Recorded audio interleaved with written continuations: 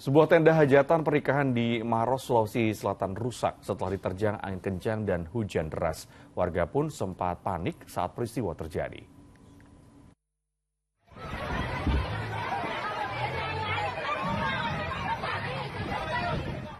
Kepanikan terjadi saat angin kencang menerjang tenda resepsi pernikahan di Jalan Poros Maros, Makassar, di Kecamatan Mandai, Kabupaten Maros, Sulawesi Selatan. Para tamu yang berada di dalam tenda pun berusaha menghindari tiang tenda yang nyaris roboh. Kuatnya angin disertai hujan deras membuat sebagian tenda rusak. Kencang ombak.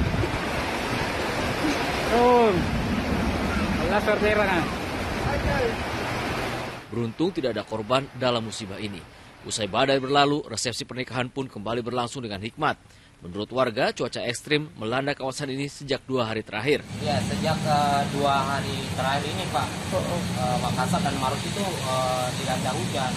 Hujannya itu bukan hanya hujan ya, tapi disertai angin dan juga guntur. Berdasarkan hasil prediksi BMKG Sulawesi Selatan, musim penghujan mulai melanda sebagian wilayah Sulawesi Selatan pada pertengahan bulan November 2023. Adapun puncak musim hujan diprediksi akan terjadi pada awal Januari 2024 mendatang. Rais Sahabu melaporkan dari Kabupaten Maros, Sulawesi Selatan.